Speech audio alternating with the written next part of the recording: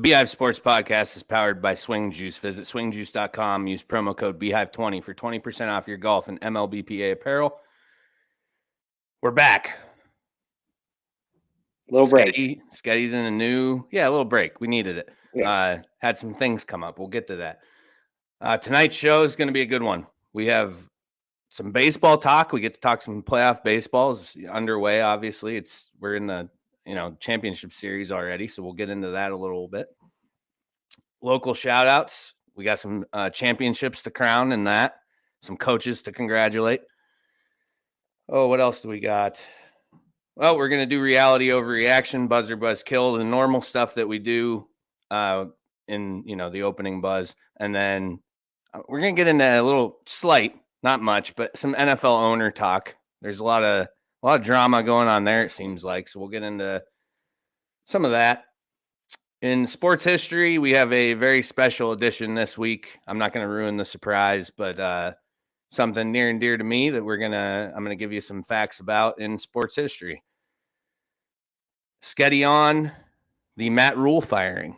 So keep in mind, we are this is 2 weeks worth of info coming into tonight. So that's part of what you're going to hear. There might be some older talk, but and then the things that sting is going to be crazy. There's 1, 2, 3 news stories, or at least updates to stories, follow-up. I'm sorry, not news stories, follow-ups.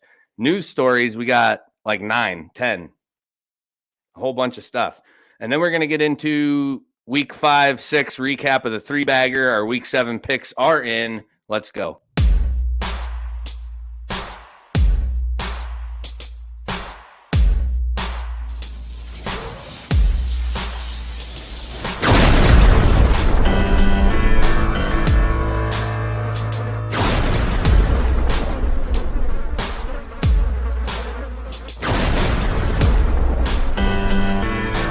Welcome to the Beehive Sports Podcast.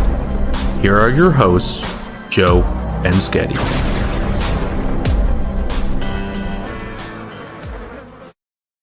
The Buzz is brought to you by Busch Light. Attention hunters, your favorite camo cans are back. Get it wherever you purchase your adult beverages. Please drink responsibly.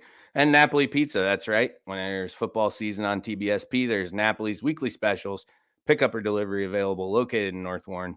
And also Hillview Signs and Graphics, Hillview Towing, 814-730-0348. Give them a call if you're in need of any of those things. Reminder to audio listeners, live shows broadcasted on Facebook, YouTube, Twitter. Give us a follow or subscribe on all platforms. We appreciate that. Facebook and YouTube, The Beehive Sports Podcast. Twitter at The Beehive SP. And Instagram at Beehive Sports Pod. Live show listeners miss some of the broadcast recap with just the audio on Spotify, Apple Podcasts, Amazon Music, iHeartRadio, Odyssey, and more. All right, so we took a week off, and I made the mistake of completely blaming it on Sketty on the Facebook page, which he quickly called me out about, and I realized how unfair that was, because that is exactly what I did. I took an OT shift on Wednesday, worked afternoons, so that's why we couldn't do our normal Wednesday show. And then on Thursday, Sketty's moving, the big move happened. So all that's behind him now. Well, for the most part. But yeah, I hung you out to dry. Yeah, a little bit, but it's all right. It was not fair to me. Quick shout out to Phil Gilbert and Nick Bryan. They tied, I'd say. Yeah. For winning finish the cat on the Facebook page. I thought we'd get more entries, but I think after people saw those two, they were like, what more could you do? What more could you do to that cat? It was the Dick cat and then the Peppermill cat, and they were both really well done. So pretty good. Yeah. I got coolers for both of you guys. I'll get those to you this week.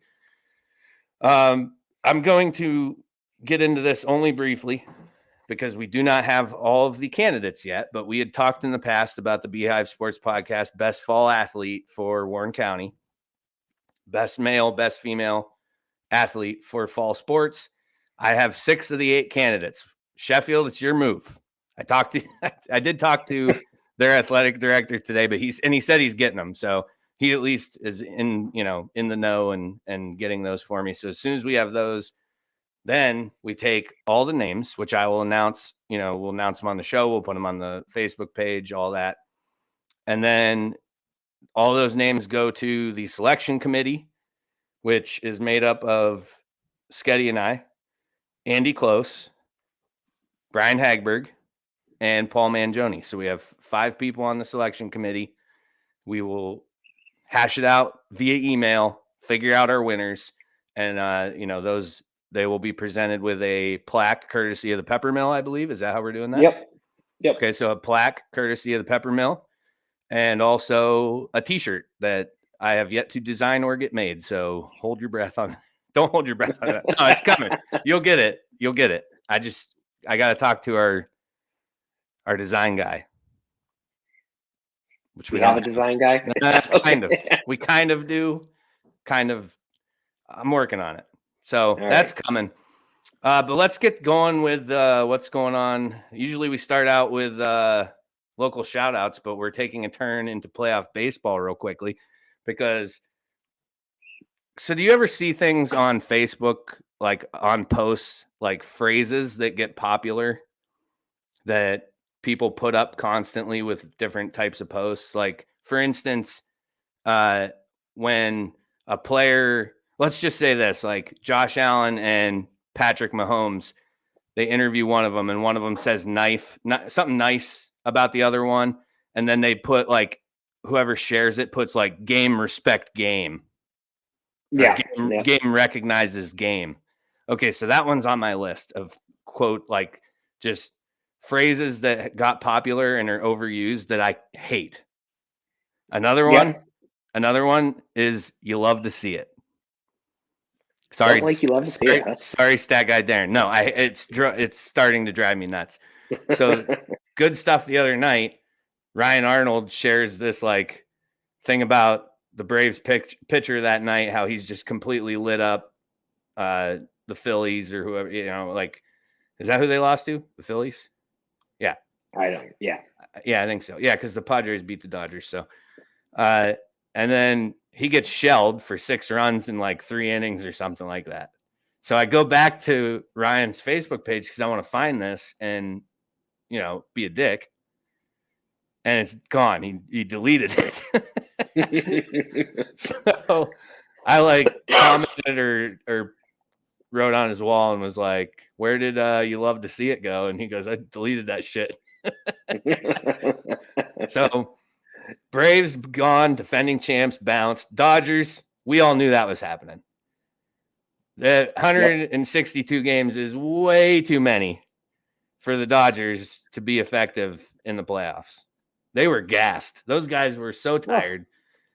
And they just long season. So the Dodgers remain the half-season champs, and that's what they're going to be. So they spend all the money they want. Go Aaron Judge. Go there next year. Go ahead.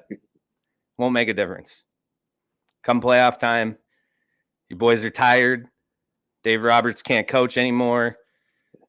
It was great. I loved seeing them get beat. That was the best thing I saw all last week. I was mad that we didn't get to that earlier. So while we're on the subject, I want to bring up the first comment of the day via our boy Andy. Says, fuck the Astros. So let's take we're going to get in a time machine real quick, Sketty. We're going back in time to October 22nd, 2021. Do you remember what happened? 2 days. You remember what happened that day? Yeah, you doubted your Astros. I doubted my Astros. And what did I put on the Facebook page? Remind the listeners. You would not make fun of the Yankees for 1 calendar year. That is exactly correct. So we were 2 days shy of that, right? Yep. Well, I think 363 days is pretty good. So sorry, Yankees, but I'm going to have to go in on you a little bit here. They booed Aaron Judge for going 0 for 4 in one of the games against Cleveland. They booed him. The guy who just broke the American League home run record, carried the Yankees all fucking season long, and they boo him? They were ready to build a monument to him 2 weeks ago. Right. Yeah. I mean, I'm pretty confident. Get the statue out the stadium. ESPN's already built one outside of their headquarters. But they booed the guy who literally carried them the entire way to the playoffs. It is exactly why everybody hates that fan base, and they all think you're trash. And I hope, almost as much as I hope the Dodgers just keep being half-season champs for the rest of the time, I hope just as badly that Aaron Judge remembers that when it comes time to take some offers from other teams, and that he just beats feet right out of New York. How do you boo that guy? Yankees fans. That's what they do. New York fans. Tough crowd out there. Tough crowd's not even like Philadelphia is a tough crowd. True. Those guys are just complete morons. Like you're gonna sit in the crowd and boo the guy who put that entire team on his back all season long, did it last year, did it the year before that. Like he's been their best player. He's been one of the faces of Major League Baseball, and he has a bad game or a little bit of a slump. And that's the result is the crowd. What was it like? Probably 4 or 5 innings after they did roll call, and they're yelling his name, cheering, so he can give them a little acknowledgement. It's an embarrassment. It is an embarrassment. So I'm glad that Andy was on here and chimed in a little bit because I got the game on a TV over here. I mean, it doesn't start for another hour, but I'm ready to watch the Stros go up 2-0. Head to New York and finish off that series. Just be done with them. Be done with them. Yeah. All right. Local shout-outs. Who else we got? Let's get to a few comments here. Chris Bunk, what's up? He's in the audience tonight. Andy back in says Verlander is like the Brady of baseball, old bastard who keeps getting it done. Hate playing against him. Yeah, he had a rough outing in the divisional series. Like his worst playoff outing, I think, of his career. And last night was amazing.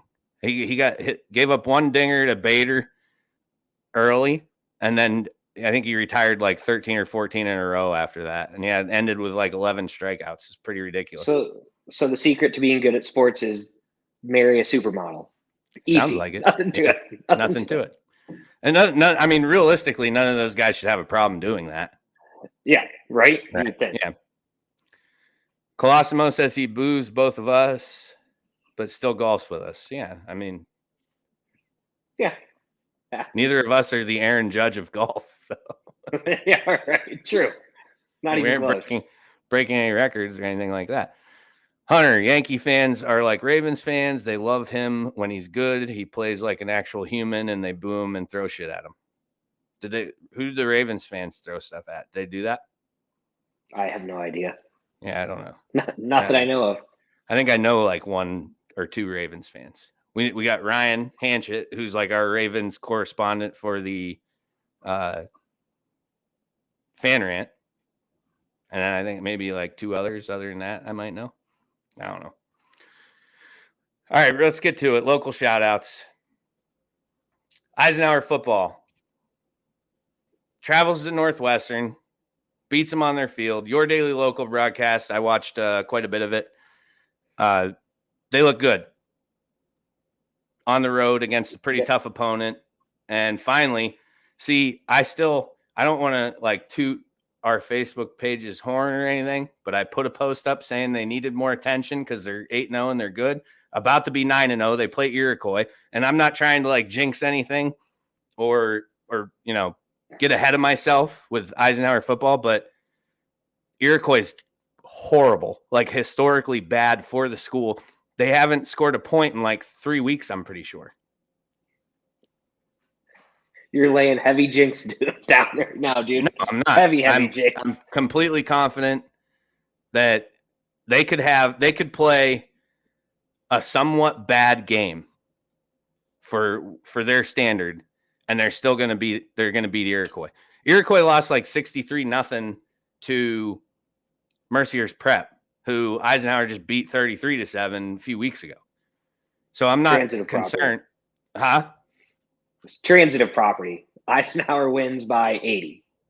It's going to look like a snake score. The only thing I could say is like Eisenhower runs the ball a lot. So maybe it's not 80 because, the Clock will be moving quite a bit. They control that. That's part of their, game plan. But yeah, in theory, they should put up 100 on, which I encourage. You know how I am about that. I agree. I hope they do drop 100 on them, because that's that means the JV team's really good, because they're still scoring in the second half or whatever. But isn't there a mercy rule? There's a mercy rule, isn't there? I have no idea. I think there is. I think it's like with 10 minutes to go or fourth quarter. I don't know. I don't know what it is, but yeah, they, I'm there used to be like running clock. I'm 9-0 right now. I'll give you Eisenhower minus 38. Ooh, minus 38. Yeah, for a chocolate milk. For a chocolate milk. All right, Eisenhower minus 38. Chris, you know what the line is if you're listening. A little point shaving going on. 37, bud. That's your magic number. We can't get Chris in trouble. He's not involved. Don't involve him. Do not involve him in any of this. Yeah. This is our deal. PIAA. If you somehow get your hands on this tape, Chris has nothing to do with it. He's simply an innocent bystander, not guilty by association. And I set the line. I am Vegas. Sketty is the gambler, and it's Eisenhower minus 38. I think I should have put it higher. All right, I'll take Iroquois, I guess. You're taking Iroquois plus 38. I'll take Iroquois plus 38.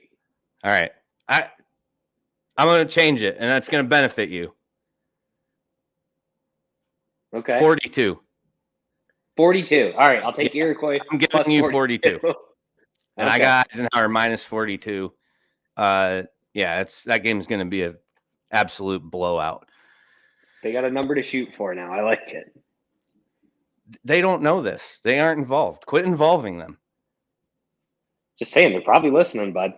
Well, I don't know. Maybe they are, but all right. Real quick too. Obviously, like I said, we're stuff we should have talked about last week. But Warren won their homecoming game, beat Titusville, touchdown Tommy, found the end zone 4 times, and that's why we call him that. It's plain and simple. Not much to report. Touchdown Tommy did touchdown Tommy things, and Warren wins.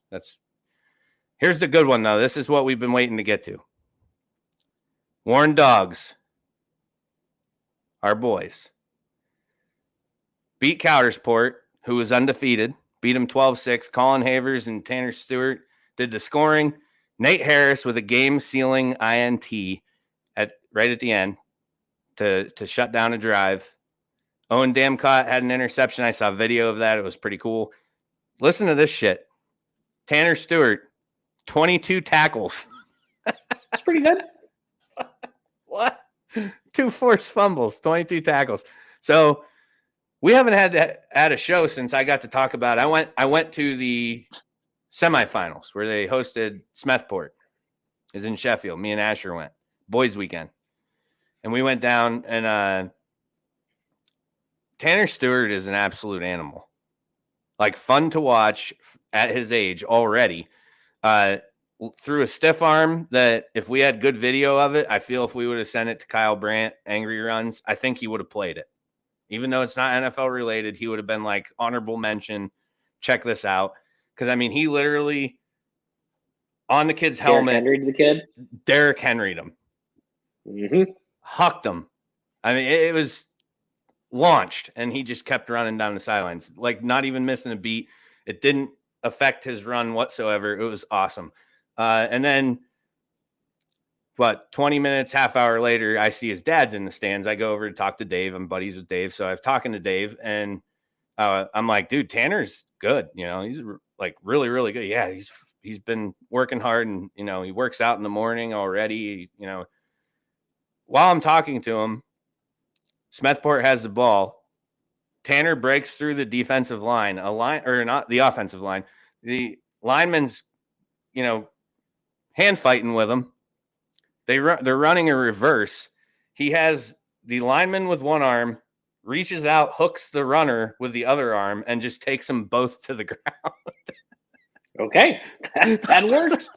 Yeah, I was like, what? Like, what? Okay.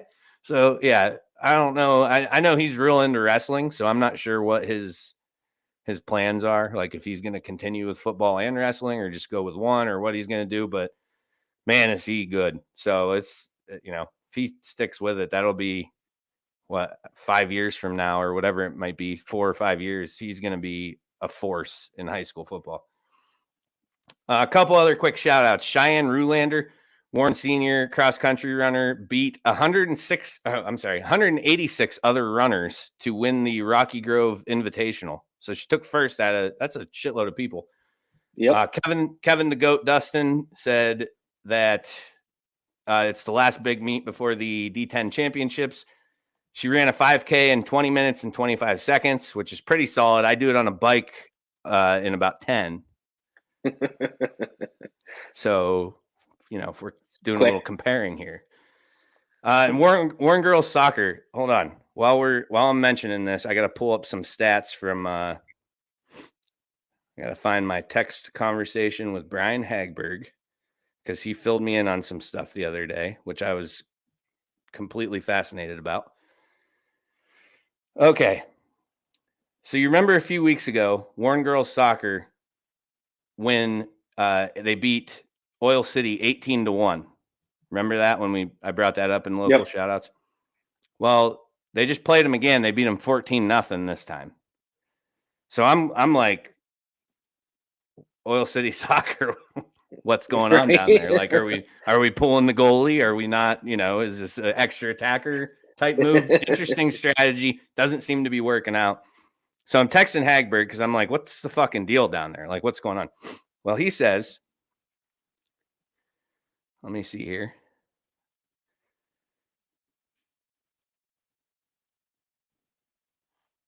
The boys have beat Oil City this year, and I didn't notice this.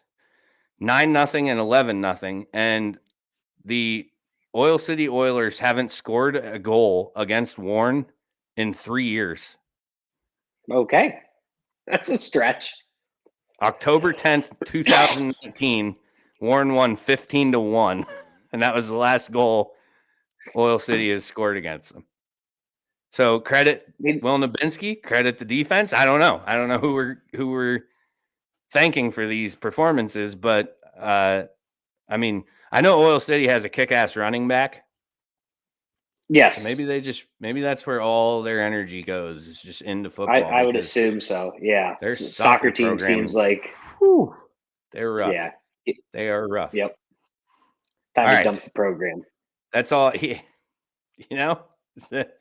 It might be a good consideration. What do you have anything else for local shout outs? Not that I can think of. Okay. Buzzing and Buzzkill. What's got you buzzing? Man, bunch of stuff. Feels good to be out of the old house. Feels good to be in this house. But I think the thing that's got me buzzing the most is the partnership that the restaurant decided to do with the Snell Family Foundation. That was like right after, I think, our last show. So this is like little 2-week-old information, but just feels good to partner with them. For those of you that aren't aware, we're basically partnering with them. Any kid that gets placed into foster care, the day that they get placed, they can come into the restaurant. The whole family that they get placed with can get a free meal. Just so that's one less thing they have to worry about. So it's super good cause, and happy to help the community. Sketty, certified good guy. Strong move. I'm a fan. We posted, we put a couple posts up about it. So yeah, I think that's cool. It's a good thing that you guys are doing. My buzzing, what's got me buzzing?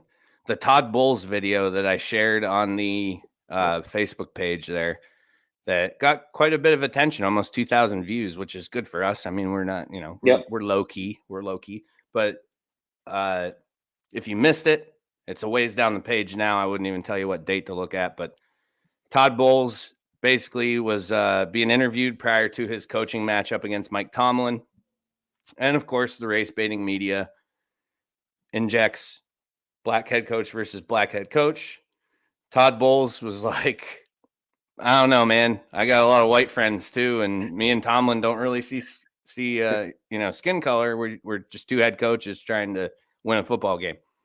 Then it goes to the second question, and the female reporter says, well, you do understand that representation is important, and that people who look like you and maybe grew up like you, this is important for them to see, you guys in these positions. And Todd Bowles was like, you people, which I love. He's like, basically, calling the question racist without calling it racist, because it was. I mean, and she says that his response is like, when you say it like that, you're like, we're oddballs to begin with. And, he said as soon as the media stops making a big deal about it, so will everybody else. And I just loved that response. It was fantastic. Well-spoken. Todd Bowles, credit to you, because there's just too much of that in the media, trying to suck racism into and bring race into every, aspect of every sport, everything that's happening in the world all the time. And credit to Todd Bowles for just being like, I'm just a head coach because they thought I was qualified to do the fucking job, is essentially what he said. And it had, nothing to do with him being black. So credit Todd Bowles. I was extremely proud of that response. What's killing your buzz? Well, there's two things that are killing my buzz. First, being in the new house, knowing that I'm like a solid 3-iron away from Colosimo just makes me sick to my stomach. But the big thing is just not having football up here yet. Haven't got DirecTV. I'm kind of looking for some alternate options, but I have not been able to just have like football Sunday in 2 weeks. And that's just painful, man. It's painful. That would be painful. And I don't know how I would respond to that in a real life scenario. It's not good. It's not good. What's killing my buzz? I already talked about it though, but I'll talk about it again. Yankee fans booing Aaron Judge. Just shut up. Shut up. You sound stupid. There's probably anytime a Yankee fan opens their mouth. I award you no points, and may God have mercy on your soul. I award you no points, and may God have mercy on your soul. I award you no. That's how I feel when I hear them speak or see their Facebook posts. Go Astros. That brings us to what's becoming one of my favorite parts of this show. Getting some sketty hot takes. They should be super hot since I haven't seen anything really. Should be good. Reality or overreaction? Mac Jones should be benched in favor of Bailey Zappi Hour.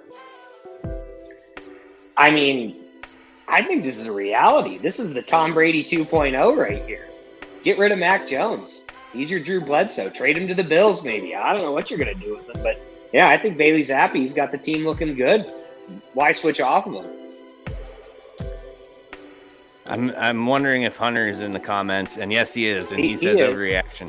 So we get a Patriots fan perspective here. He says overreaction. I don't know, man. Looks pretty good, but he did play the Browns, and who else did they play? That is true. Man, who'd they dust up the week before that? I don't remember. Oh, no, they almost beat the Packers when he came in, wasn't it? I don't remember. Hunter says it's all about Packers went to overtime. Nobody has film on him yet. Once they do, he won't look as good. I don't know, man. It's a run-heavy offense. All you need is somebody efficient to be quarterback, if that's your strategy. So, yeah, I don't know. Time will tell. Reality or overreaction? The Jets are a threat to make the playoffs. I hate to say this, but I think this is a reality. Like, the AFC is not looking so, like, all of football. I've told everyone, there are three good teams in the NFL this year. The Niners would maybe be the fourth good team if half the team wasn't hurt. Outside of that, everyone else is trash. Yeah, I think the Jets are real. Sauce Gardner's been really good. Yes.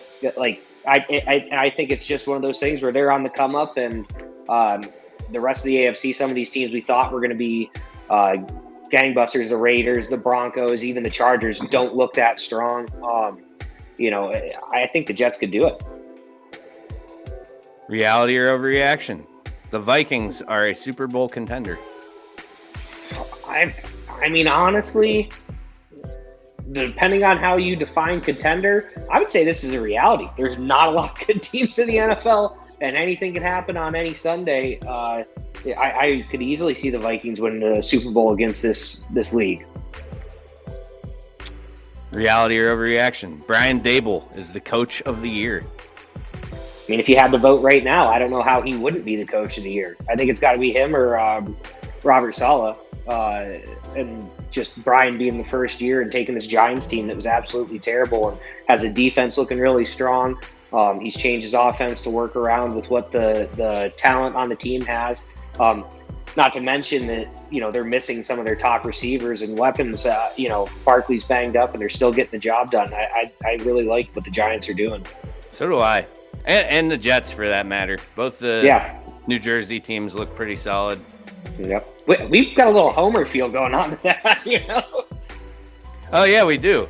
Former Bills guy, former Niners guy. Yeah. From the coaching tree. They're from the coaching tree. Yeah. I like it. I have been cheering for, low-key secret cheering for. I also have Saquon on my fantasy team, which is also one of the helps. reasons. Yes. Yeah. But no, I love Daboll. I loved him in Buffalo. The only time I will not root for that guy is when they're playing the Bills. Yep. What do we got here? The Packers are in playoff danger. I'm going to say this is an overreaction simply because the NFC is so bad. The Packers are going to sneak in, but that's all they're going to do is sneak in. This team is not good. I've been telling you this team is not going to be that good since before the season started. I just don't think that, the Packers are going to go much of anywhere, but I do think with 7 teams getting in, they'll be able to get in and see what happens. Yeah, I'd agree with that. At some point, Rodgers will start playing out of his brain just because he's, he doesn't I don't think handle losing very well. So I don't think they're going to win that division by any means, but No, I think they neither. get one of the wild card. I think they get one of the wild card spots. Reality or overreaction? Justin Herbert is overrated. I think this is an overreaction. I don't even know why this is a topic. Because he stinks. He's missing his top receiver. He's missing his starting left tackle. I think that's a little bit of an overreaction. Plus, he has Staley as his coach, and that guy's about as big a clown as Cliff Kingsbury. So, reality or overreaction? Russell Wilson is losing his team's support. this has to be a reality. I don't know how you can be happy with this guy as your quarterback right now. He is just. There was some speculation when he left Seattle that he might just be done, and he wasn't, the team wasn't the problem there. He was the problem, and it's looking like that's the case. I mean, either that or Nathaniel Hackett is just awful, but he's missing wide open guys. I mean, he is no bueno. He's looked bad. And then each week after a loss, it's shoulders issue. Now it's hamstring. And now he's saying he has Wolverine blood, and what is he, fucking Charlie Sheen? He's saying I don't know. He's saying it's bad situation up there. Reality or overreaction? The Steeler fan base owes Money Mitch an apology. Reality, big time reality. I love Money Mitch. I thought this was good. Get Pickett in his little baby hands. How'd that work out for you? Cool. He ran for 2 touchdowns. Showed flashes. They lost the game. Yeah. He showed flashes. That's all I heard. Go back on the bench and show flashes in practice. Yeah, I let Mitch work, man. It's a new system for everyone. Let Mitch work. Really confused after the Bills just thrashed them, and I'm reading Steeler fans' comments on Facebook, and they're like, "Yeah, I don't know. He showed flashes." I'm like, "They scored 3 fucking points. 3 points. Yeah, exactly. Flashes of what? He can complete a pass." Well, the Bills' defense started out hot against the Rams, and then who did they play week 2? Titans. So they made 2 junky teams. That defense looked like fucking the 85 Bears out there. Then they came back to life a little bit, and then Pittsburgh's like, here's this gift. We're going to boost your morale, Buffalo defense. You are that good. They did, too. Oh, no, I just deleted one. I don't know what it was. Accidentally deleted one. Oh, I know what it was. Shit, it was the 49ers one. And it was, yep, I meant to click on it to get it to go up, and I clicked the trash can instead. They should give me a prompt that says, "Yeah, no are you kidding. Sure? Are you sure?" Yeah, where's the "Are you sure?" Thanks, StreamYard. Really fucked me on this one. The reality or overreaction was injuries will prevent the 49ers from getting a playoff spot. Man, it's going to be close. Again, the NFC is so bad. I think if a couple guys get healthy, they're going to be all right. But right now, literally, it's, what did I tell you the other day? It's 11 out of the 22 starters at the beginning of the year are now hurt on IR. It's a freaking mess. But if you get Bosa back, you can get Armstead healthy. Kinlaw's IR. Mosley's done for the season, but Brett should be coming back. I think they can still weasel their way in. Plus, the NFC West is just pretty fucking bad. So I think that they can still win that division with all the shit that's going on in there. But it's getting hard to overcome. Like, you got to stay healthy and you got to get some guys healthy because you can't be missing half of your starters and think you're going to the playoffs. Just not going to happen. Right. Reality or overreaction, AFC home field will come through Buffalo. I mean, I think that's a reality. I believe I texted you and told you that game was for home field advantage. Buffalo would have to, like, either Josh Allen's got to get hurt or Buffalo has to fall apart completely. Don't you dare. Like, that's it. Say something like that. Outside of those two things happening, how is Kansas City going to pass them now that Buffalo has a 2-game lead on them? Like, I just don't think – I just don't see that happening. Yeah, I think I'm with you on that.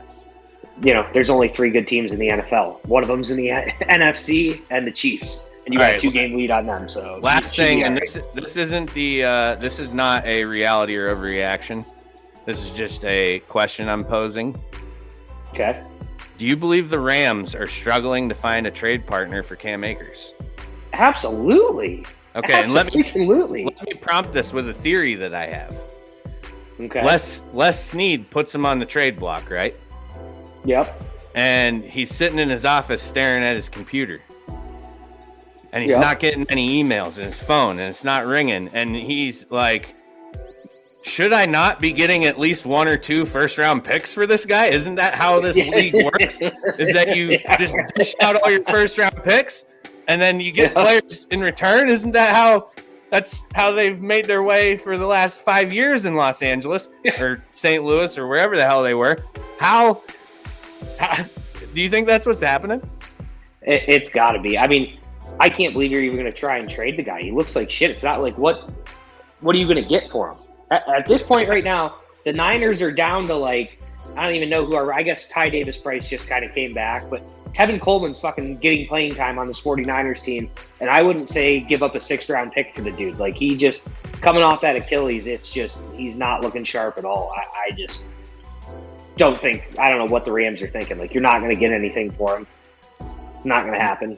Maybe Les just doesn't know. Maybe you're right. Maybe he's just not aware that that's how it works. Doesn't get that there's like there's picks later on that you can actually trade those too, and sometimes that might be all you get for a guy. He just thought I'm requesting, trade or best offer 3 first-round picks for Cam Akers because that's what I give up for every player that I go after. So he just thinks that that's the way. It's not. All right. That was good reality overreaction for NFL Week 7. Last thing I want to get to just a little bit because this seems to be something that's going on a little bit behind the scenes. Dan Snyder is possibly getting looked. They're trying to potentially make him or force him to sell the Washington Commanders, which they are now the Commanders from this point forward. I've always hated Commanders anyways.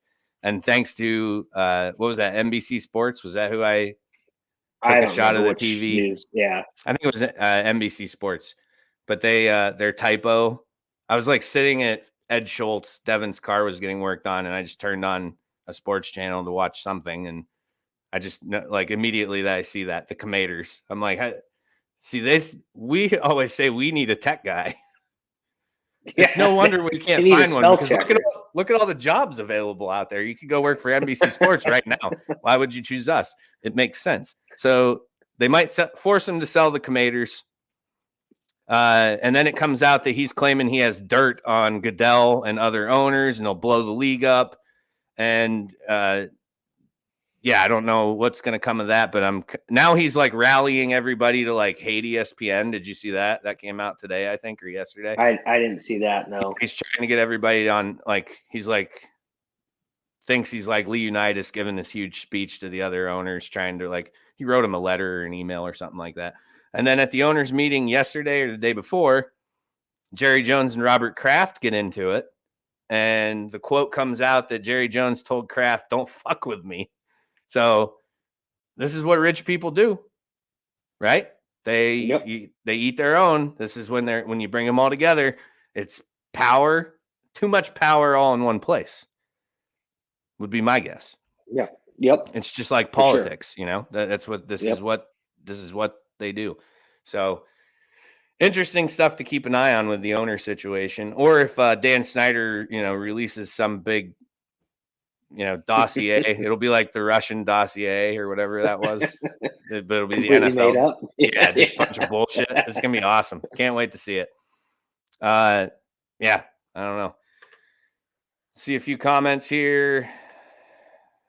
Hunter, are you worried about the Finns getting Christian McCaffrey? No, he'll be injured in 2 weeks. I don't understand that. I saw like there was 4 teams interested: the Bills, I think the Niners. I don't remember who the other 2 were. Well, okay, maybe so my theory. Dolphins. But like, what are you gonna like? What the Panthers would probably want? I'd say at least a second-round pick for Christian McCaffrey because it's a rental because he's going to get paid by somebody. So unless you plan on, I thought he already got extended. I thought he was already making. Maybe you're right, but even then, I think it's a huge chunk of change. You're right. He did get extended. Yeah, it's like 14 or 15 million a year. Because I remember thinking that like about the Niners. I'm like, what are we going to give up for him? And like, we can't afford him. I don't even want him. As far as Buffalo goes, I don't want first rounder. I don't want them. Hunter says they're asking for a first rounder. There's no way. I don't want them in the mix for Christian McCaffrey. Buffalo, personally. Yeah. Reason being, they're a pass first team. Everybody knows that. The whole country knows that. People who don't even watch football know that. They're pass first. And if you watch Singletary against the Chiefs, shown he's fully capable of the 15 handoffs. He's averaging, I don't know what it is now, but at the end of the Chiefs game, I know it's over 4 yards a carry he's averaging for the year. And at the end of the Chiefs game, he was averaging 5 yards, I think, on the dot per carry against Kansas City. The way they use, my thought is that if you bring in McCaffrey, you are going. I understand he can catch the ball out of the backfield. I'm fully aware of that, but I do believe that you're looking at a team. You want a team who is involved in the running game. Buffalo's really just not. Yeah, I mean, I don't think they're going to reinvent their offense for the guy. Yeah, but I think he would fit well with what Buffalo does because you only have to hand him the ball 10 to 15 times a game. See, hand him the ball 10 times and then let him catch passes. But, right. And if wear and tear is his problem, and that's why he's getting hurt. Yeah. Right. I don't. I just don't see any of these teams. Like, I don't know if he's done enough in the last 2 years being injured. I just don't see any team handed him a first round pick for him. And Buffalo's that's probably the first or second.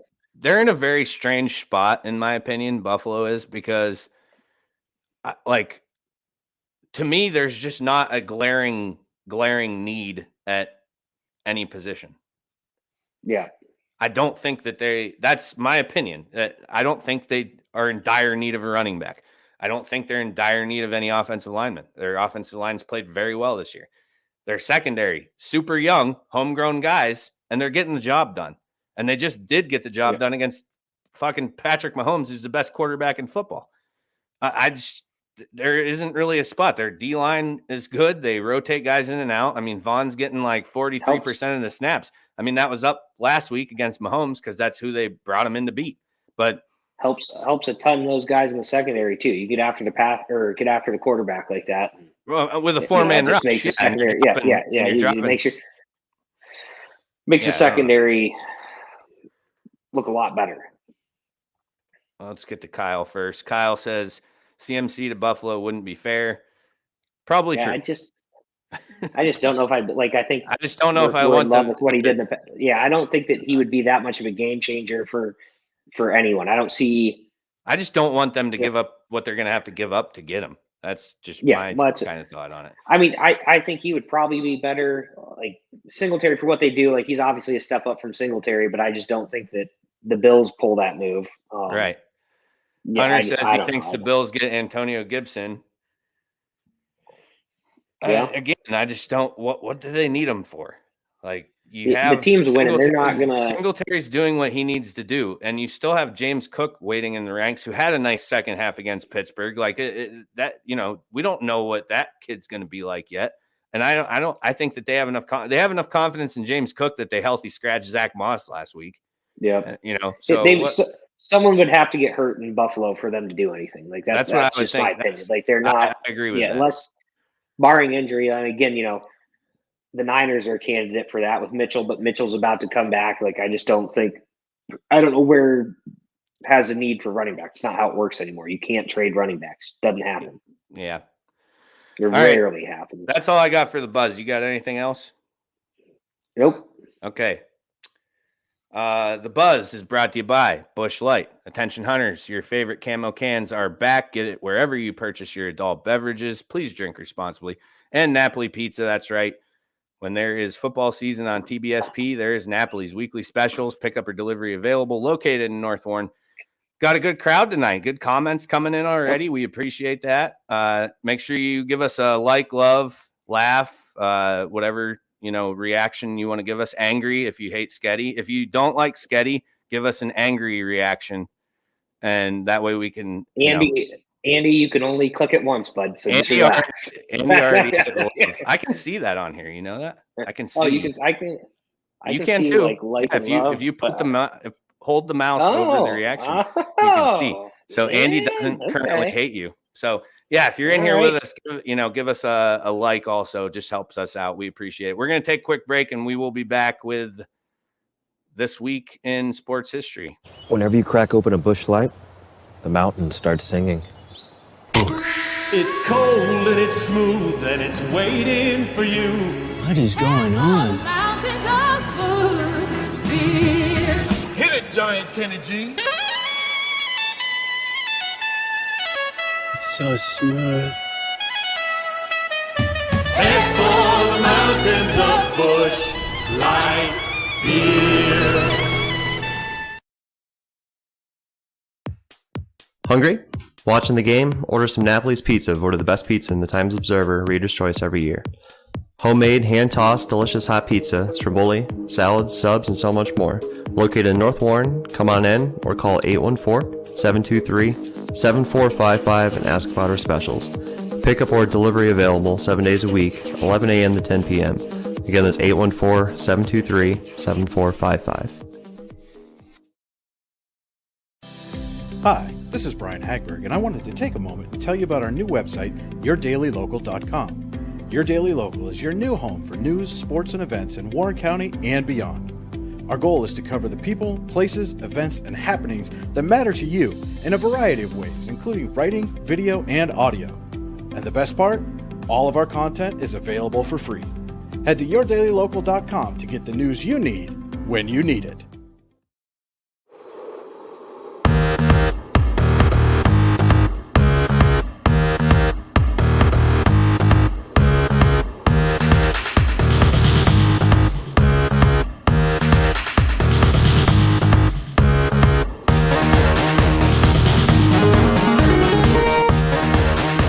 Let's take a look back at this week in sports history.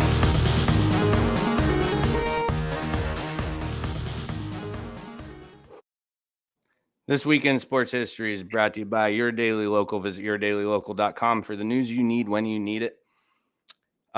Real quick note about Your Daily Local. I meant to bring this up earlier. When I was watching Eisenhower versus Northwestern, they got their camera, they're panning, watching the field. They get down to the, I don't know what cardinal direction or what actual direction it was, but it was, they're panning the camera to the right. Well, something happened, and one of the coaches upstairs got a little upset. I think he was a Northwestern guy, and the wire from his equipment came down and hung right in front of Your Daily Local's camera, and Brian's apologizing about it and stuff. It was hilarious. So the only first thing that popped into my head, and I think I commented this on it, I was like, maybe Ken Dorsey's running the offense up there for Northwestern. I mean, it just like he made a comment like, "Oh, the coaches upstairs aren't happy about something," and a wire just was hanging right in front. It was just funny. I told him to pull on it. Like, I got to shout out Your Daily Local as well, because at least Hagberg got a hold of me and did a little article for the Snell thing. Oh yeah, where the Warren paper basically just took the picture and put it in like the back page of the paper, and there was like nothing around it, no contact, no nothing. Fuck Warren Times Observer. That's all I got to say about that. We love. God bless you. Your Daily Local. Is it Your Daily Local? They do a great job. Absolutely. All right, so Devin said she didn't know if I'd be able to get through this, but I think I'm prepared. Obviously, this past week was a rough one for me and her. We lost our dog, Biggio, who I had for 14 and a half years. Had him since he was 8 weeks old. So I got a little tribute to him coming up. This is the Biggio edition of Sports History. Here's my theory. So I did a little write-up, so I'll read that. Some of you may know on Monday I had to make the decision to put down my dog of almost 14 and a half years. He was suffering from congestive heart failure, which caused his lungs to fill with fluid. On top of that, arthritis was setting in his lower spine, which affected his back legs. So in honor of him, I decided to do this sports history segment about him. What's this have to do with sports history, you ask? Well, he was named after Craig Biggio, who was my favorite baseball player growing up. And besides, it's mine and Sketty's podcast, and we can do what the fuck we want. So Craig Biggio wore number 7. So here are 7 facts about my best friend, Biggio the dog. Number 1, he was born in 2008 in Cherry Grove as a result of my sister's dog getting loose and going out slumming. That's a true story. So mom got away from my sister's house. We still don't know what his mom was a black lab. Obviously, he looks like a black lab. But we don't know what dad was. I do have a theory that it was a bloodhound because he had brothers who were very tan, long ears. And one thing about Biggio was his snout. And that's still, I mean, even after 14 and a half years, his nose was still working like it was when he was a puppy. I mean, it was just, he loved peanut butter. I shared pictures of him. We give him the bottom of jars of peanut butter and let him go out on the back patio because he made a mess of it. It's all over him. And you could open a jar of peanut butter in the kitchen. He could be on the other side of the house. He'd be there in seconds. It was never failed. So, number 2, he has moved with me 6 times. My mom and aunt brought him down to me in Chattanooga, Tennessee, when I lived down there for a year doing my internship at UTC. Then he moved to Erie with me, where we had one apartment, which Andy was a neighbor, and Andy put a really cool memory on my Facebook post I put up on my personal page, where he said, because Andy lived above me. He had the apartment. Maybe it was above and across. I can't remember, but we used the same common, door to the stairwell.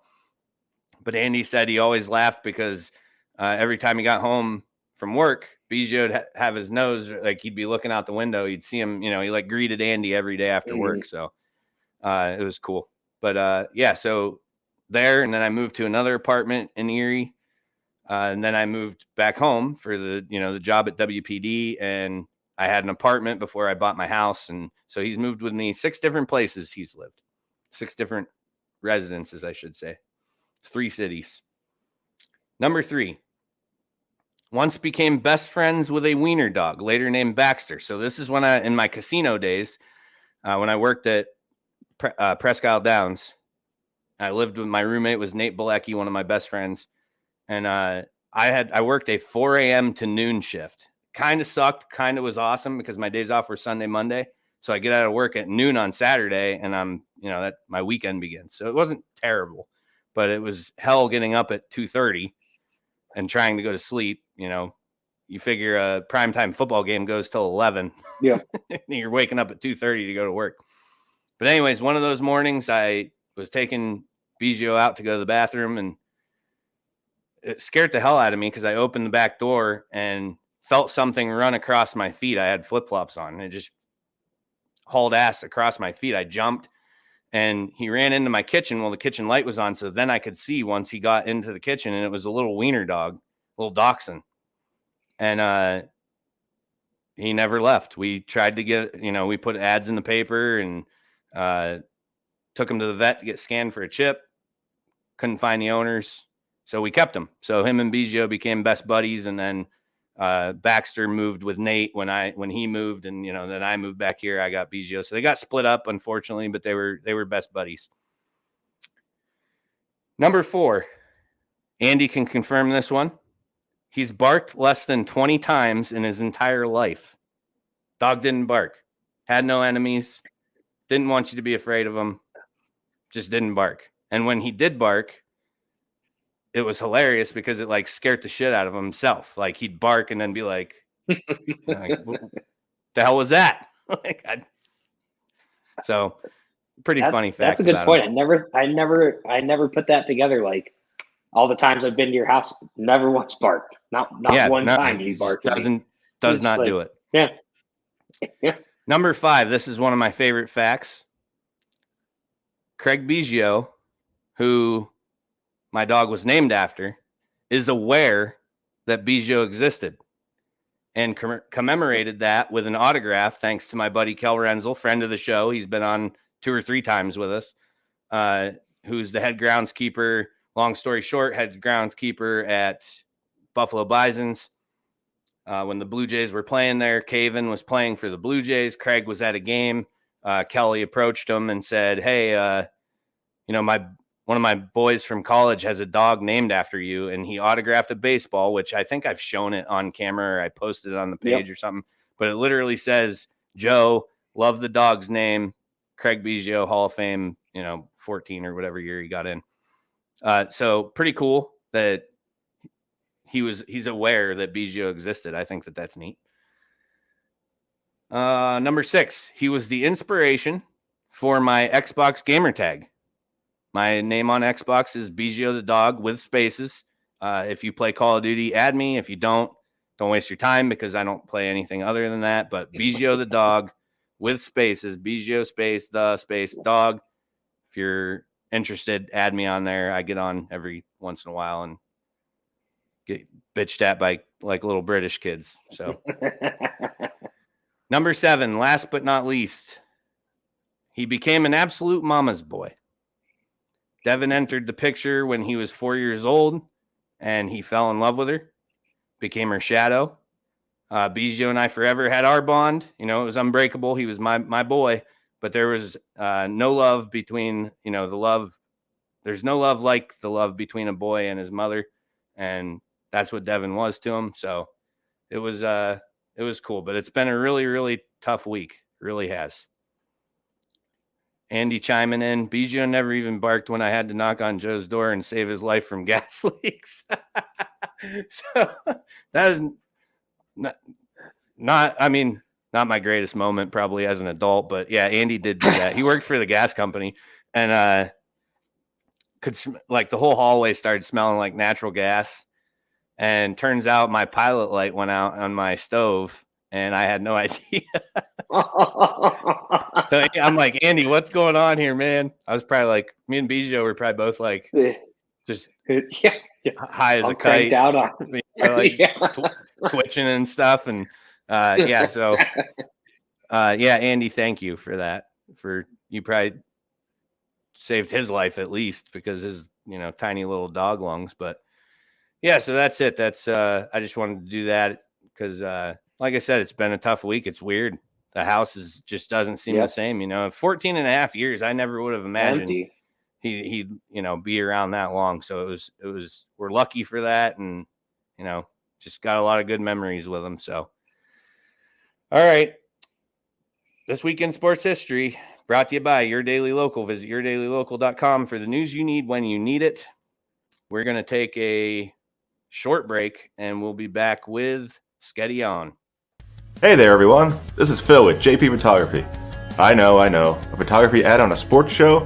I get it. You're here for sports talk and listening to Joe and Sketty's insane rambling. Wait, what? But bear with me for a few. I just want to tell you that JP Photography not only offers wedding photography, but also does events, engagements, headshots, family photos, and even some product photography. Be sure to check us out on Facebook and Instagram. Just search for JP Photography or go directly to our website at johnphilphotography.com. That's JONPHIL photography.com. He's absolute trash.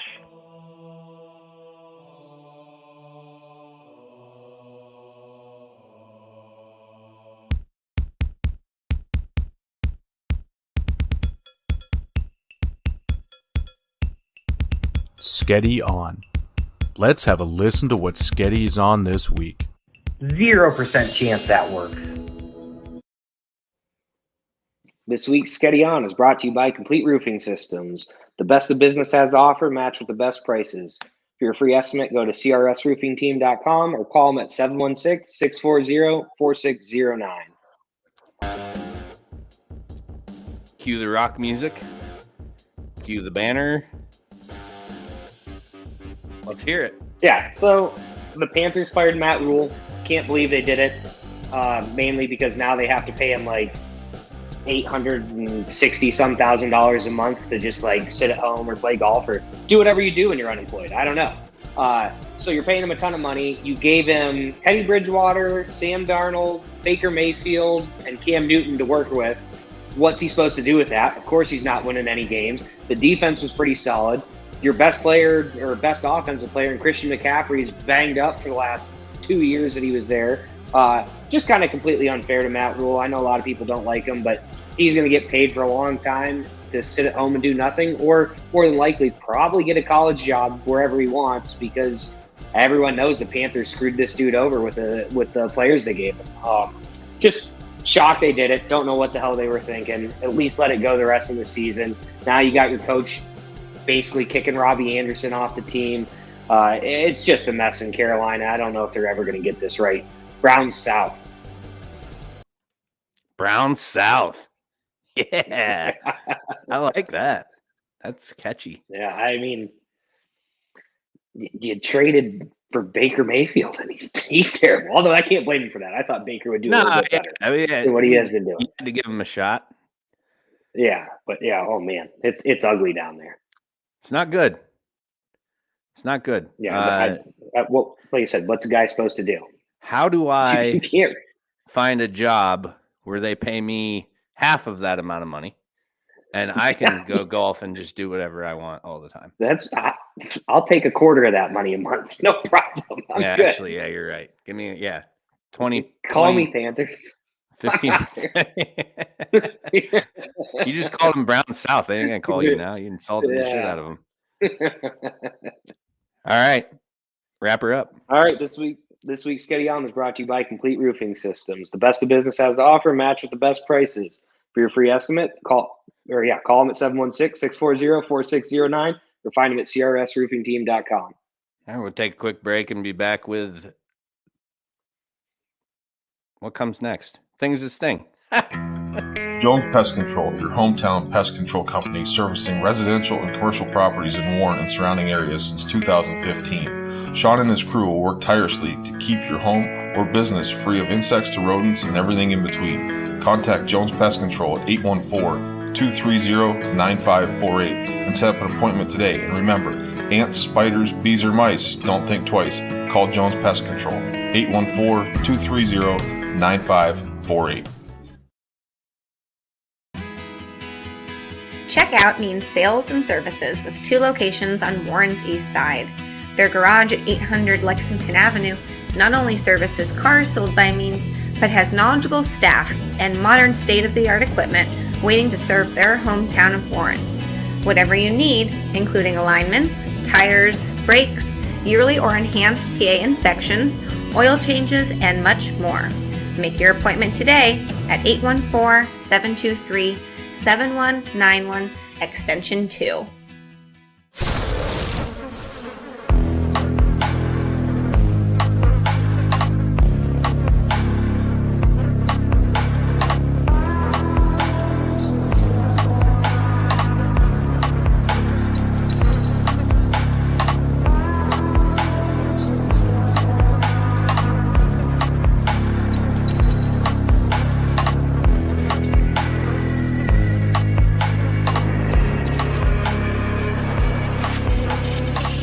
It's now time for the things that sting. The worst stories in sports, according to Joe. This edition of the Things That Stings, powered by Jones Pest Control. Ants, spiders, bees, or mice, don't think twice. Call Jones Pest Control at 814-230-9548. That's 814-230-9548. All right.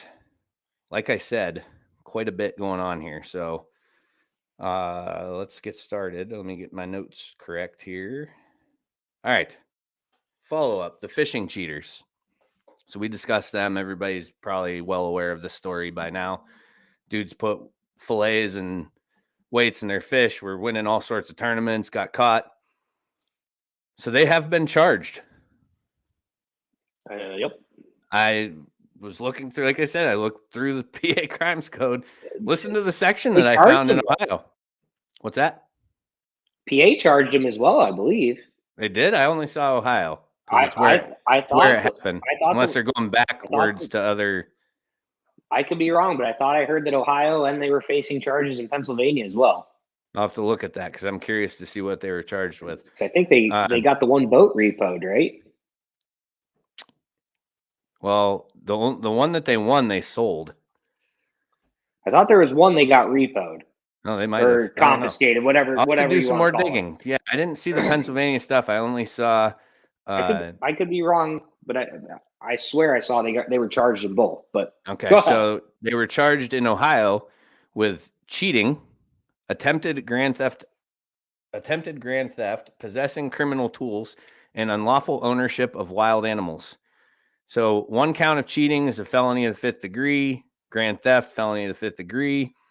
One count of the possessing criminal tools, 5th degree felony, and the unlawful ownership of wild animals, misdemeanor of the 4th degree. So that's because they're assuming these fish were caught prior to and then strategically hid around the lake or whatever, wherever they were fishing at.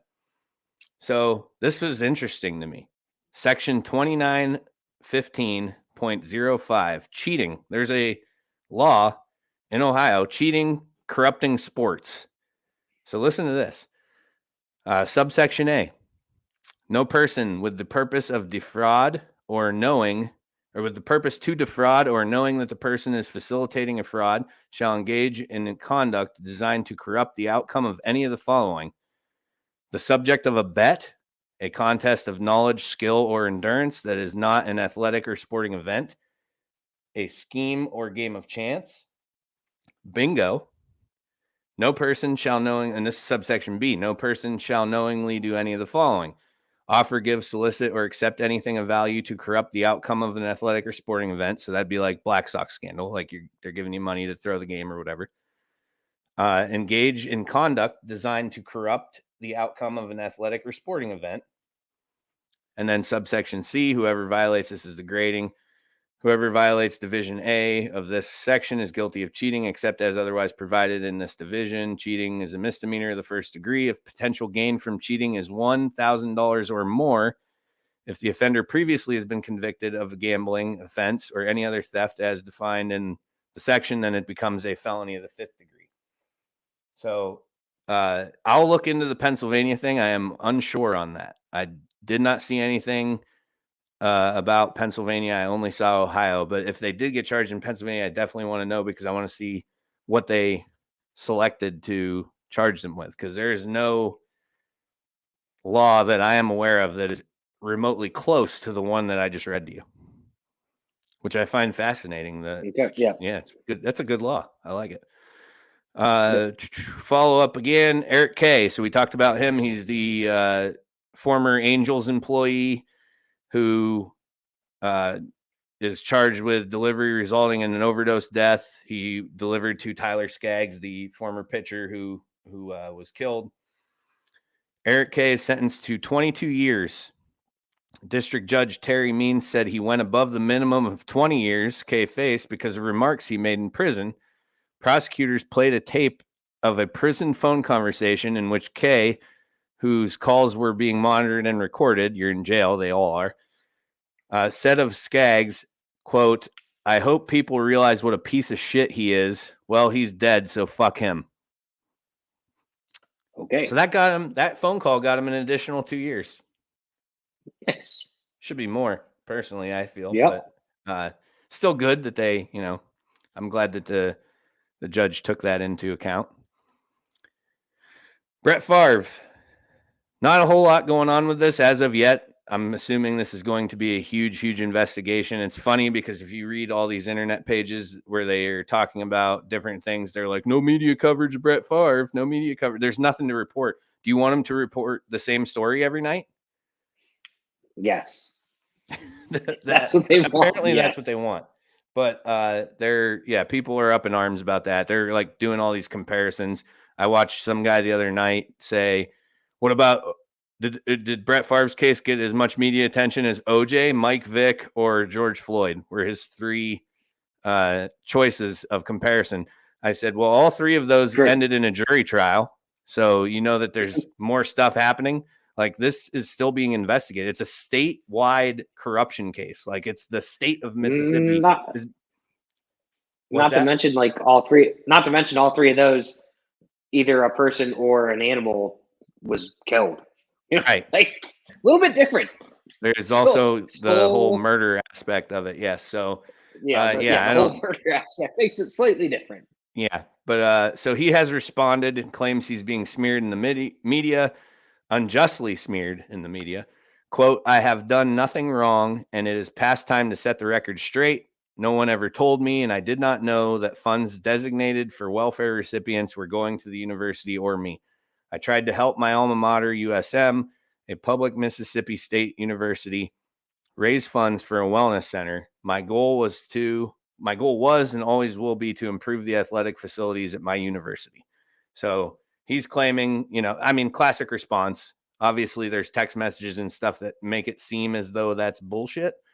So we'll see how the investigation unfolds. It should be a good one because there's more than him going down. That's who everybody's concerned with. But there's like some, a governor, former governor, a bunch of people who are being looked at for this. And it's going to take some time. It's a big investigation. Yep. But people just want, I guess they want it talked about every night. Obviously, this is a black versus white issue, which is why they're saying those things. But again, when information comes out, they're going to report on it. It's not like they're like, oh, let's make this go away. Like, the only choice the media would have to appease these people is to copy and paste the same initial story and post it each night. That will shut everybody up, apparently.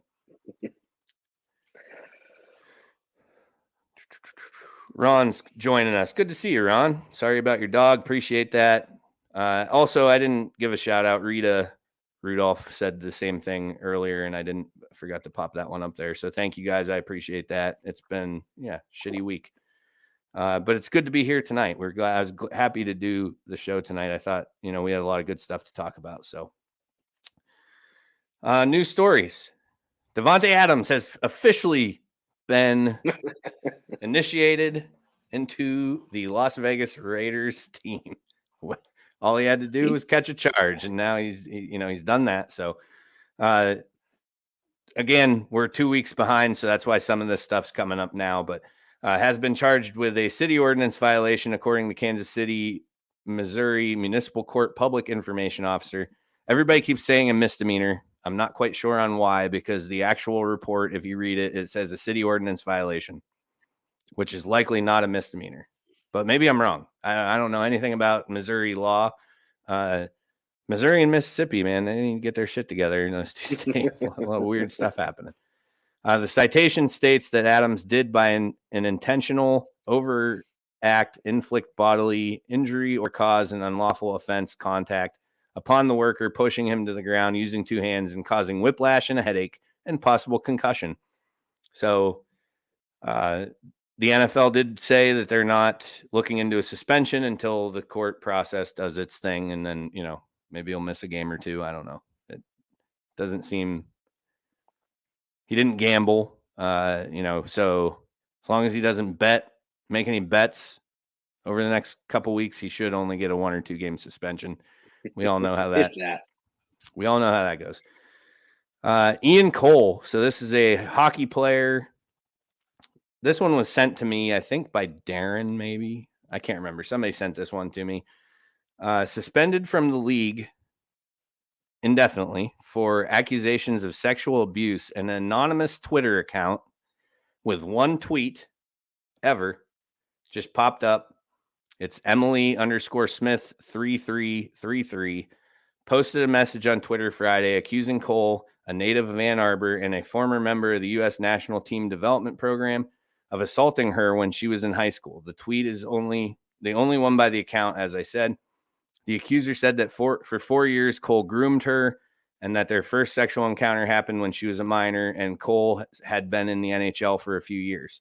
She also said that she did not want to have sex, but that she was pressured into it. The accuser said Cole made derogatory, I suck at this word. Misogynistic. Thank you. Misogynistic. Misogynistic. There you go. I'm going to work on that. Next break, I'll just say it a few times. And use text from other women to manipulate her thinking toward their relationship. She also said that years after the first assault, one of Cole's teammates said Cole bragged to other teammates about having sex with her. Cole responded, said, "I take the allegations made against me today in an anonymous tweet very seriously. I completely deny these allegations and will fully cooperate with the NHL, the Tampa Bay Lightning," which is where he currently plays, their officials and legal departments in the forthcoming investigation. I look forward to clearing my name and demonstrating to the NHL and Tampa Bay Lightning that these allegations are unfounded. I will have no further comment until the NHL's investigation concludes. So, I don't want to. We never want to jump on the train of just not believing, right? Yep. But what a way for it to come out. Yeah, a little weird. I mean, hypothetically, just think about this. You or I could make an anonymous Twitter. Anybody can make a Twitter account and say whatever they want to say. And it's possible, 100% possible. I could do it right now in 5 minutes. Create a new email, create a new Twitter account, put up something insane about somebody, and it could go viral. That could happen. Is that what happened? I don't know. So, again, I don't want to say I'm disbelieving, but I also want to just make it known that weird way for it to come out. Yeah, a definitely weird way. I guess good on the NHL, though, for being very proactive in this situation, saying, okay, that's it. He's done until we investigate. Sucks for him. I mean, it sucks for him or any other player in the NHL, honestly, knowing that that's what do you want to say? The threshold for what's going to get you suspended. But again, if it turns out to be true, then the NHL looks like geniuses. Yeah, they do. I mean, they got ahead of the ball, instead of, so that is good. I mean, in a world where NFL is king and they do not do things this way, it's nice to see. It's nice to see. Yep. Okay, this one might be my favorite Things That Sting story of all time. This one was pretty low key, but somehow it made my way, or it made its way to me. Oh, did you see this? I did see this. Yeah. Okay. Yeah. So Vista Ridge High School, Vista Ridge High School's golf team showed up for a practice at Austin's Avery Ranch Golf Club on Monday, October 3rd. So again, we're behind. When they discovered an adult entertainment club identified as the Yellow Rose was hosting an adult golf tournament at the same time. The adult golf tournament participants were, quote, acting very inappropriately, and the golf team did witness some lewd behavior, said Keith Allen, the head coach and athletic coordinator. Students were subjected to topless women, and practice was canceled, and the students were instructed to go home. The school has now nixed its agreement with the Avery Ranch Golf Club, and they released a statement saying, "We didn't know that's what they did during this tournament." Right? Okay, but my favorite part is the fact that it's your high school boys. Oh yeah, they were probably pissed. Loved it. They were pissed that practice was canceled. They were pissed, and I'll bet you anything too that the coach was like, You guys go home. I'll look into this. Yeah, I'm going to go see what's going on over there. It's just funny to me. I read that and I was just dying. I mean, everybody's released a statement too. The Yellow Rose strip club or whatever it is, they released a statement about it, and yeah, it's just funny. But like, what a crock of shit that they're like, oh, those poor children. Yeah, those poor children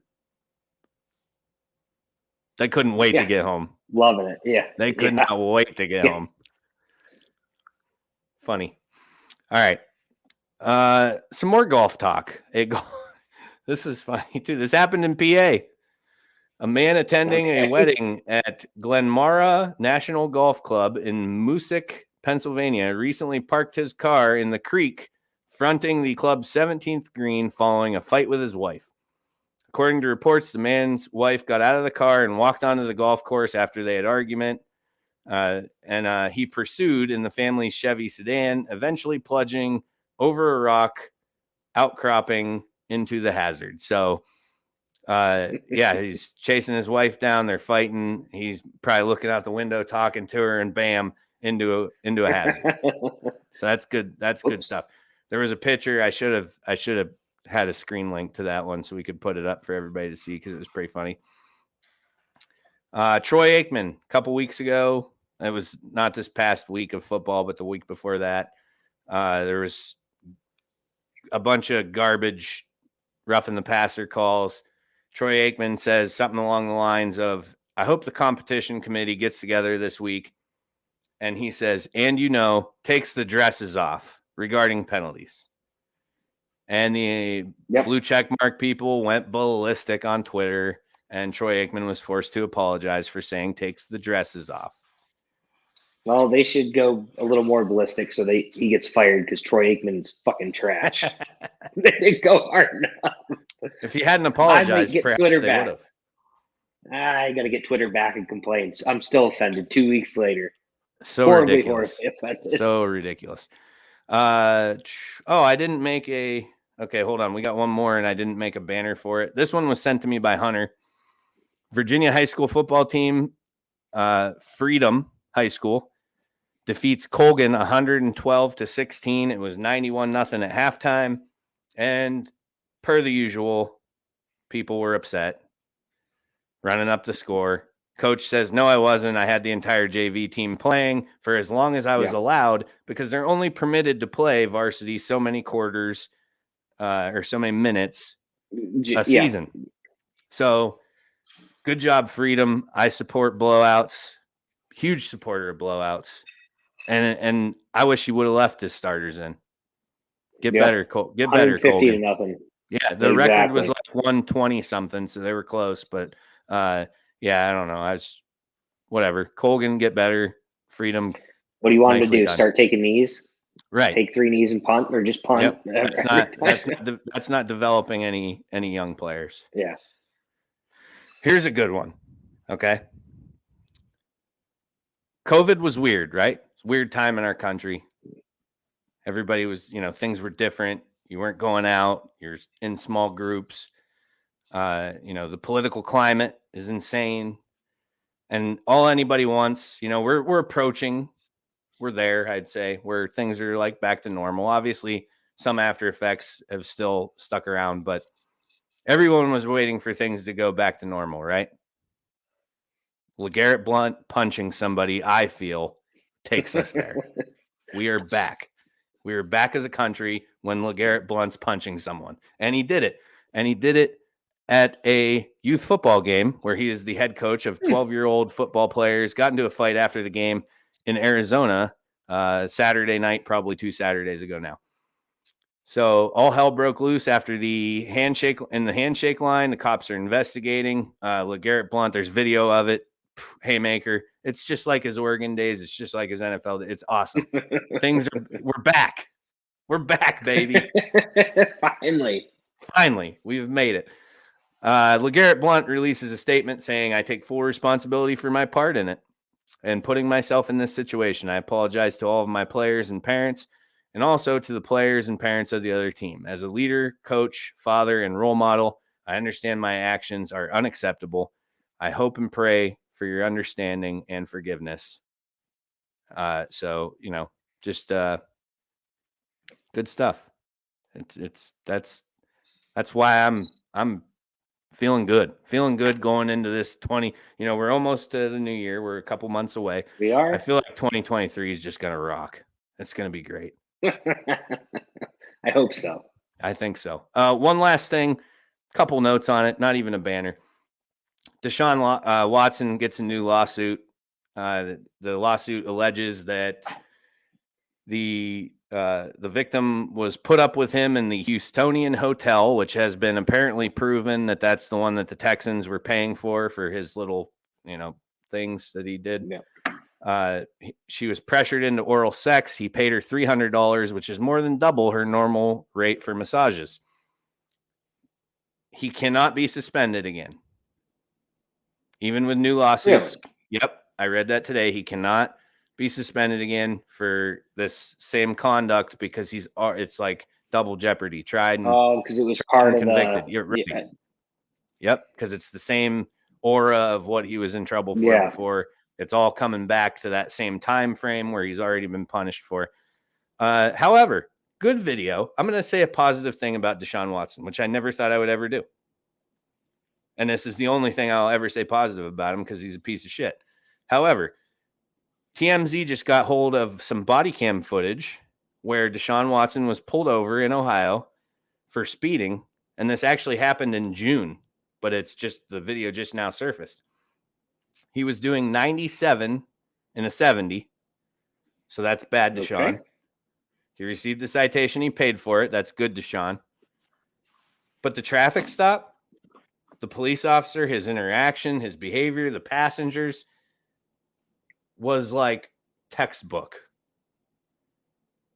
License and registration, please. Yes, sir. Gave it to him. Everybody. There wasn't no he wasn't doing this because he's, watches the news and they told him to be scared because the cops are hunting and killing him. There's none of that. Very cordial. Cop was nice. They all just, hey, this is what's going on. I got you. You know how fast you're going. And Deshaun even says 97. So he must have been on cruise control because he was 97 and the cop goes, yeah, that's actually exactly what I clocked you at. So gave him his info, gave him the citation, explained it to him. Deshaun said, sorry about that. Oh, it's all good. Just slow down, drive safe. And he's on his way. That's how it should be. They should fucking play that traffic stop everywhere so everybody can see that all you got to do, be decent. And that's how it works. It's a two-way street. Just be decent. Everybody be decent. Yep. It's not that hard. All right. That's all I got. But there was a lot. That was a lot of information that I just packed into your brain. Yeah. So I can't handle all of it. You can't. I know you can't. And I got the game on. So we're going to get to My Hive and then peace out for the night. We got football to watch. We got baseball to watch. Good sports night. All right. This edition of The Things That Stings, powered by Jones Pest Control. Ants, spiders, bees, or mice, don't think twice. Call Jones Pest Control at 814-230-9548. We'll be back here in a minute and a half with My Hive and the three bagger. Blue Line Auto, located at 1606 Pennsylvania Avenue East in Warren, is locally owned and operated and is a family-run business specializing in vehicle sales and service. They offer state and safety inspections and general car repairs, including but not limited to brakes and rotors, tires, oil changes, batteries, starters, and alternators. They also offer vehicle undercoating prior to winter to help keep your vehicle protected. Currently, their hours are Monday through Wednesday, 8 a.m. to 4 p.m., and Thursday and Friday, 8 a.m. to 5 p.m. Call them today to schedule your next appointment at 814-230-9061. Your safety is their goal.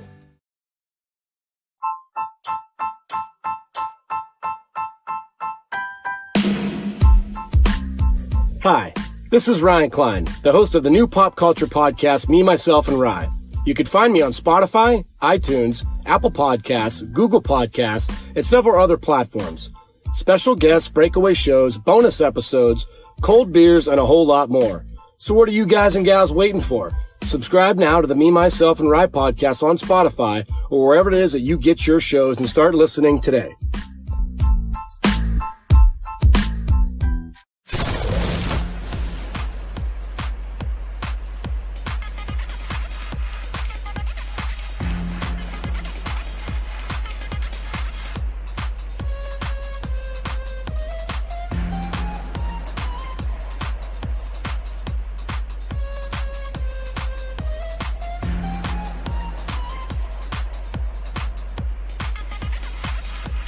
My High, Joe and Sketty's very own world of sports.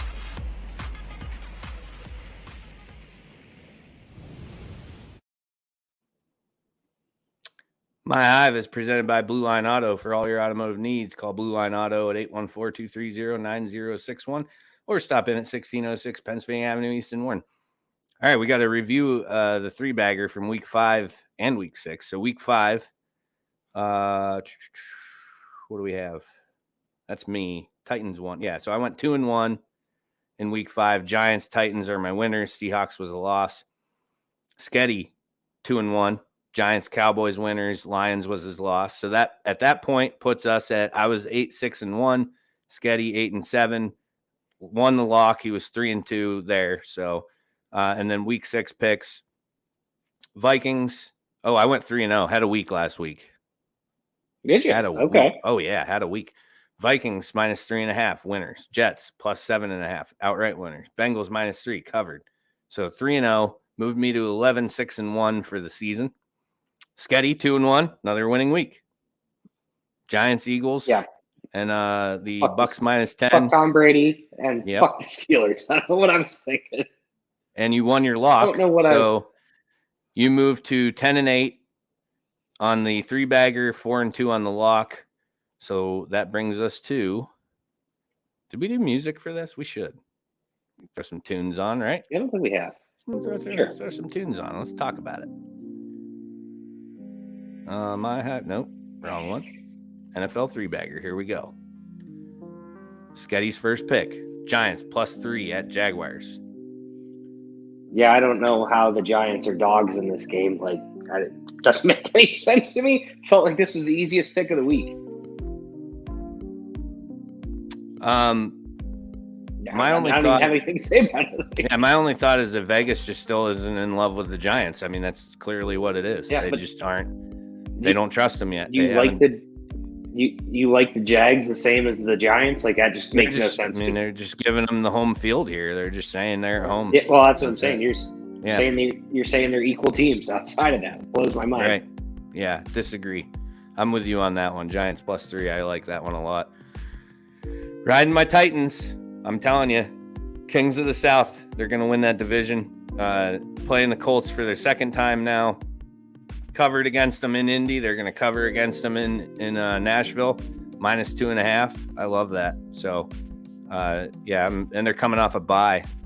So that's, I like that also. Huge. Sketty, Packers -4.5 at the Commanders.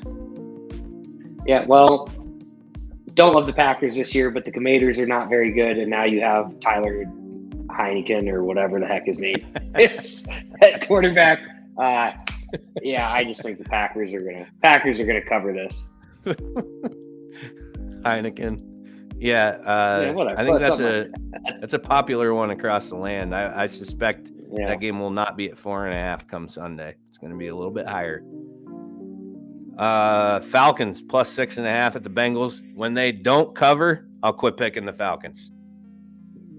Just cover 6-0 against the spread. Yeah. So, and I don't trust the Bengals. I don't think that they had a nice little turnaround against the Saints. I don't think the Saints are all that good. But I just Falcons are my choice there. Especially giving them 6.5. I mean, they just look solid. They're just solid. And they're a little bit fun. So this one we both picked the same. So go ahead with yours first. Yeah, I just have zero faith in the Broncos.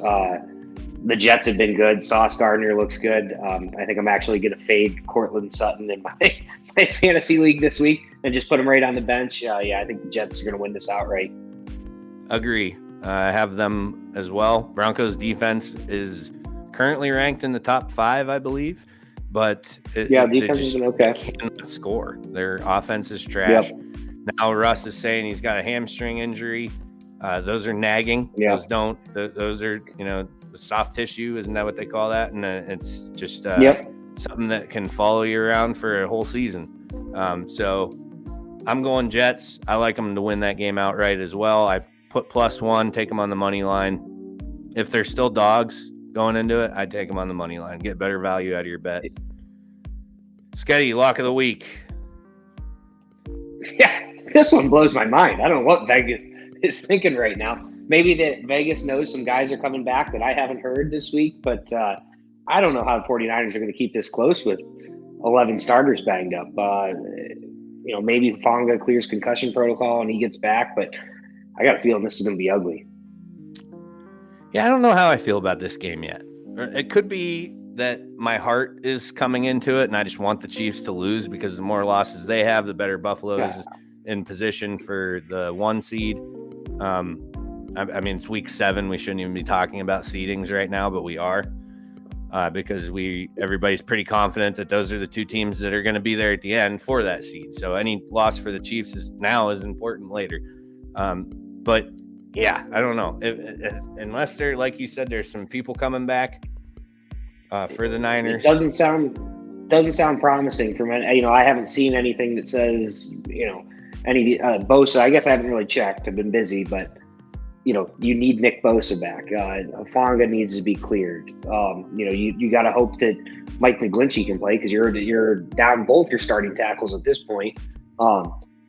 As much as I love my Niners, I love that defense. I just don't know how they're going to do it. I just think that, if they were healthy, I'd love the Niners +3. But with all the injuries, if they were healthy, they might be any favorites. Correct. That's true.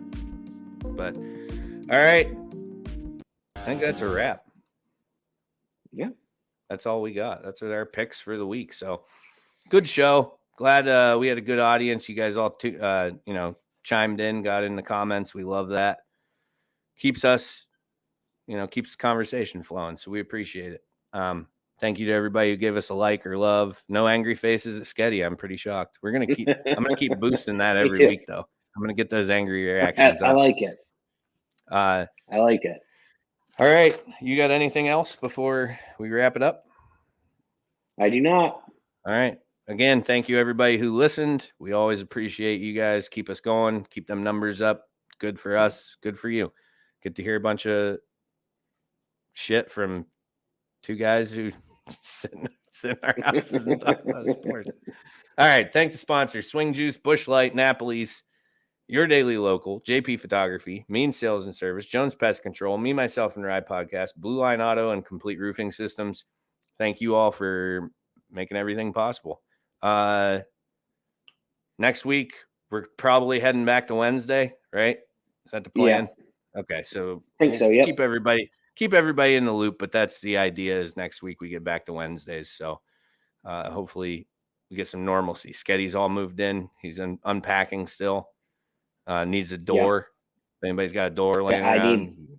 I got all the doors laying in the garage, and every time I clean it, like we move in and we fill it up with shit, but I started getting it cleaned and we started building our landing for the garage. Yeah. So it's just been like, I'm thinking probably 2 or 3 weeks before I get those doors painted and hung up at the rate I'm going. Paint them first. Okay. Yeah. Yeah. Like we were almost there and then we had to move and just a mess. Typical mess. All right. We'll see everybody next week. Thank you. Take care and be safe.